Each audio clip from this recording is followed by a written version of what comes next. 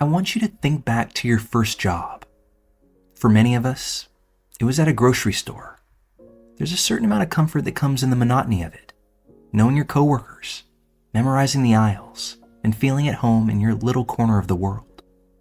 But as welcoming as those fluorescent lit spaces may be, nobody imagines spending their final hours there. Yet that's exactly what happened to 25-year-old Larry Murillo Moncada. Larry's story is haunting. His death was the stuff of nightmares, and the circumstances surrounding his disappearance fit that same bill. Larry Murillo Moncada lived in Council Bluffs, Iowa with his parents. By 2009, he worked at a no-frills supermarket, which was a short 10-minute drive from his parents' driveway. Though he was diligent and hardworking, Larry struggled with mental health issues, battling both depression and anxiety. He sought treatment and tried to manage his condition as best as he could, but it was clear that every day was an uphill battle for him. On Thanksgiving night in 2009, things took a troubling turn. After returning home from work, Larry's behavior alarmed his mother, Anna. He seemed disoriented and confused, acting in ways that were unlike him. Concerned, she took him to the doctor, who prescribed new medication for his anxiety. But the medication didn't help. In fact, it only seemed to make things worse. Larry began hearing voices, hallucinating, and spiraling into a deep-seated paranoia. By the next day, he told his mother that the voices were demanding he eat sugar in order to slow his racing heart. He tried this, desperate for relief, but it didn't work. The situation only escalated when Larry became convinced that someone or something was chasing him. Despite Anna's best attempts to calm him, Larry's fear consumed him. And on November 28, 2009, just after 6 p.m., he bolted from the house, wearing only jeans and a t-shirt. It was winter in Iowa, and a blizzard raged outside, but Larry didn't grab shoes, a jacket, or even his wallet. He disappeared into the cold, terrified and alone. Larry's family immediately called the authorities to report him missing. They reached out to friends and relatives, but no one had seen him. Anna had a gut feeling that Larry might have gone to his workplace. He had keys to the building and could have easily let himself in for shelter. Police searched the store, though, and there was no sign of Larry. It was as if he had burst out of his parents' front door and evaporated into the night. Over the following days, his family distributed missing person flyers and local news stations ran segments pleading for any information. But after weeks of this, no trace of Larry was found. It wasn't just the lack of clues that baffled everyone. It was the impossibility of the situation. Larry didn't have access to his car, money, or even basic necessities. So how far could he have gone? Despite the mounting hopelessness, Anna couldn't shake the feeling that Larry had somehow ended up in the no-frills supermarket. She was nearly certain he was there, but without any evidence, her intuition was dismissed by authorities. In 2016, the store permanently closed its doors, leaving Anna's theory even less likely to be explored. By then, Larry's disappearance had faded from attention, reduced to an unsolved mystery gathering dust in a police file cabinet. When in 2019, the now closed no-frills supermarket underwent renovations. Workers were tasked with clearing out the building, including removing furniture and dismantling heavy equipment, like the coolers. As they moved the massive machines, they uncovered something shocking. A decaying body wedged in the narrow 18-inch gap between a cooler and the wall. It was clear that the body had been there for years, unnoticed, as the store carried about its operations just feet away. Workers called the police, who quickly realized that the body might belong to Larry. Authorities pieced together a theory of Larry's final moments. Fleeing into the blizzard, both disoriented and terrified, he found his way to the supermarket where he worked. With the store closed and the world outside freezing, Larry likely saw the empty building as a refuge from the storm. Like many of his coworkers, Larry likely climbed atop the coolers. This was a common practice among employees. The space above the coolers provided a quiet hideaway from the bustling store floor. It seems as if tragedy struck from there, when Larry accidentally slipped and fell into the narrow gap between the heavy cooler and the concrete wall behind it. The gap measured just 18 inches, barely enough space for a grown man to fit, and Larry fell headfirst into this crevice. Trapped upside down, his body folded in on itself, with his legs pressed awkwardly against the cooler. He was immobilized in a position that made it nearly impossible to turn, shift, or maneuver out of it. The horror of the situation is hard to even contemplate. Larry was alive when he fell. He would have quickly realized the gravity of his predicament, unable to free himself no matter how much he struggled. His cries for help, if there were any, would have been swallowed by the incessant hum and vibrations of the industrial coolers, machines loud enough to mask even the most desperate of screams. It's heartbreaking to imagine just how close rescue was.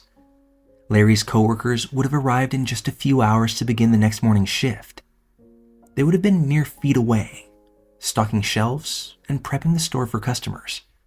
Yet none of them would have had any inkling that their colleague was trapped behind the wall of coolers, fighting for his life. This cruel twist, help being so near yet completely out of reach, is what makes Larry's death so tragic. The thought of him stuck in that dark, suffocating space, aware that people were just beyond the wall, but unable to reach or hear him, is harrowing. What's just as gut-wrenching is the timeline.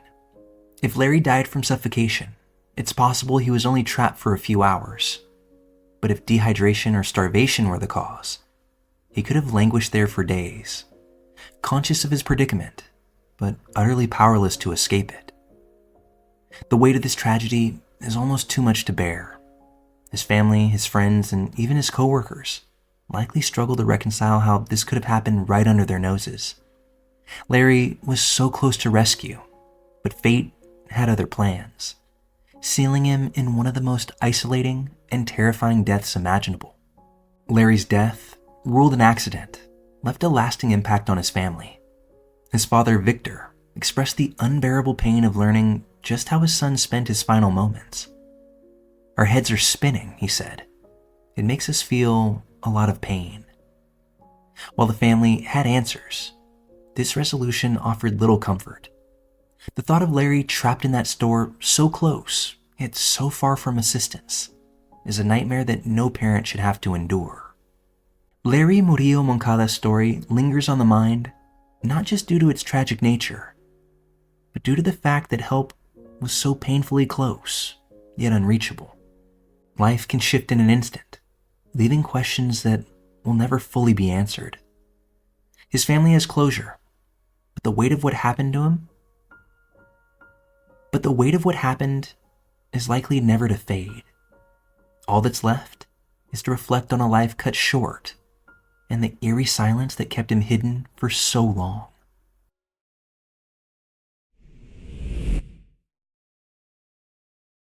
For many, flying is routine, whether for vacation, work, or in the case of this story, a rugby match. But what if something were to go terribly wrong? What if the plane you boarded with friends and loved ones became a capsule of unimaginable tragedy? Uruguayan Air Force Flight 571 began as a hopeful journey but turned into a nightmare that nearly defies belief. From a harrowing crash to desperate acts of survival, this is a story that goes to show both the frailty and the resilience of the human spirit. On October 12, 1972, the Old Christians Club, an amateur rugby team from Uruguay, boarded Flight 571. Excitement buzzed in the air. The players, their friends, and family members, 40 passengers in all, were on their way to Santiago, Chile for a match. To make the trip more affordable for all, the team invited loved ones to join, splitting the cost of chartering this specific plane. However, bad weather over the Andes Mountains forced the pilot to land in Mendoza, Argentina overnight. The storm eventually cleared out the next day, and the group was able to continue their journey at 2 p.m. The Fairchild FH-227D aircraft, nicknamed the lead sled by the crew due to its underpowered engines, was not built to handle high altitudes. This limitation meant that flying directly over the Andes was a risky endeavor. The pilots of the flight, Colonel Julio Cesar Ferrada and Lieutenant Colonel Dante Hector Lagurara, opted for a U-shaped route through the Planchon Pass, where the mountains weren't as high. But this well-devised plan would be in vain. Around an hour into the flight, co-pilot Lagurara contacted air traffic control, believing they had crossed the Andes and were nearing their destination. In truth, cloud cover obscured their location, and they were still deep in the mountains. Air traffic control granted permission to descend, unaware that the plane was dangerously off course. As the plane descended, the towering Andes came into view. Initially, passengers joked about the turbulence, unaware that the aircraft was hurtling toward disaster. The pilots realized the danger far too late. Despite their best efforts to ascend, the plane clipped a mountain ridge. The impact ripped off the tail, flinging 3 passengers and 2 crew members out into the freezing air.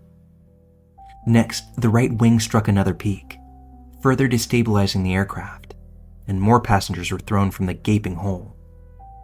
By the time the fuselage crash-landed on a snow-covered slope, only a shell of the plane remained. The aircraft had come to a violent halt after sliding over 2,300 feet down the mountain, its cockpit crushed upon impact. 12 of the 45 people on board died instantly, including the pilots. Those who survived were battered, bruised, and dazed, stranded in the unforgiving Andes Mountains at an altitude of over 11,000 feet. The cold was merciless.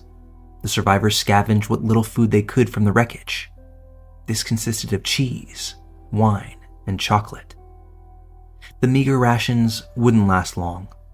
The fuselage itself provided minimal shelter, and many people were badly injured, with broken limbs and deep lacerations. Those that survived displayed remarkable ingenuity. They crafted makeshift snowshoes from seat cushions and used scraps of metal to create a solar-powered water collector. But the challenges were immense. Harsh conditions only led to more deaths, and within days, their minimal food supply ran out. Desperate and starving, the group faced an unthinkable decision: to eat the flesh of their deceased friends and family. They prayed for guidance, seeking permission to survive the only way that they could. The first cut of meat was made with a shard of glass from the windshield of the aircraft. This was a grim act of necessity, not choice. On October 29th, 16 days after the crash, an avalanche struck the fuselage, burying what remained of their fragile shelter. With this, 8 more lives were lost. The remaining survivors dug themselves out, determined not to succumb to despair. But by now, they knew that help wasn't coming. On day 11, they had heard via a makeshift radio that the search had been called off, that all passengers on this plane were presumed dead. Realizing that it was now on them to save themselves, 3 of the fittest survivors, Nando Parado, Roberto Canessa, and Antonio Vicentin, set out to find help.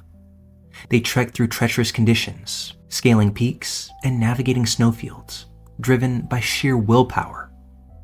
Antonio was eventually forced to turn back due to illness, but Nando and Roberto pressed on.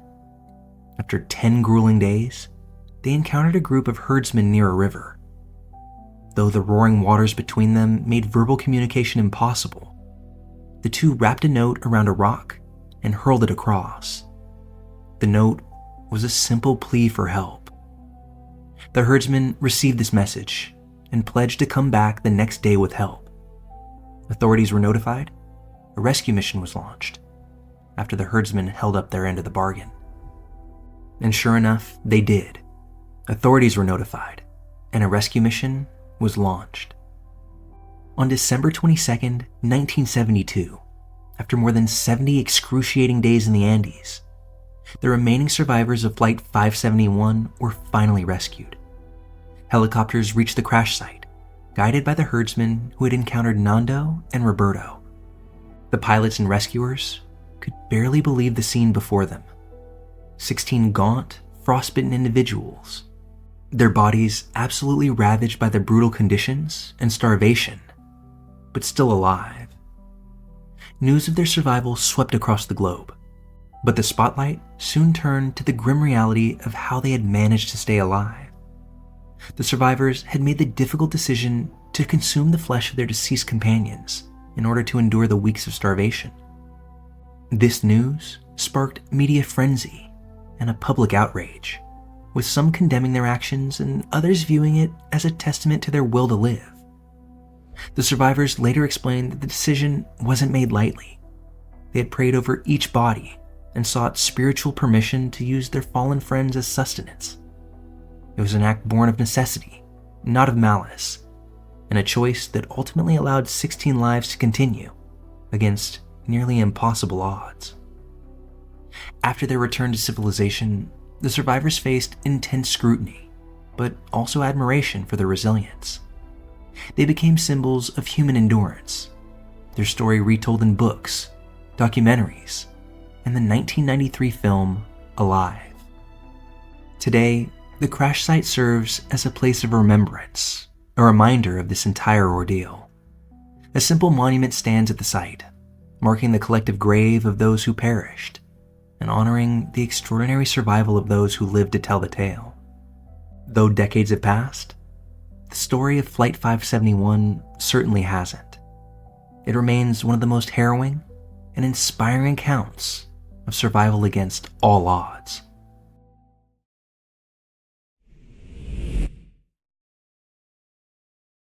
Michael Colombini was the kind of boy who could light up any room. At just 6 years old, he had already shown more courage than most people do in a lifetime. Michael was a bright and cheerful kid, growing up in Croton-on-Hudson, New York, surrounded by the love of his family. But life dealt him a heavy blow early on. Michael was diagnosed with a brain tumor. Despite the daunting diagnosis, he faced his treatment head-on, with a bravery that inspired everyone around him. Michael underwent rigorous rounds of medical procedures, each one more intimidating than the last, and yet he smiled through it all, finding joy in the small moments that make childhood special. His parents, Orrin and Lydia, stood by his side every step of the way, cheering him on through the darkest of days. After a grueling battle, Michael's doctors delivered a hopeful message. His tumor was being beaten back. The worst seemed behind him, and for the first time in months, his family could breathe a little easier. But life has a cruel way of snatching away the joy just when it feels within reach. Michael's journey was supposed to continue toward recovery. Instead, it was cut short in a way no one could have ever imagined. On July 27, 2001, Michael had recently undergone successful surgery to remove part of the tumor pressing against his brain. His doctors needed a follow-up MRI to assess his progress, a routine step in what they hoped was his journey towards full recovery. Michael was wheeled into the MRI suite at Westchester Medical Center in Valhalla, New York, for what should have been a straightforward procedure. The MRI machine, which is a powerful diagnostic tool, operates by generating a strong magnetic field in order to image whatever part of your body doctors need to see.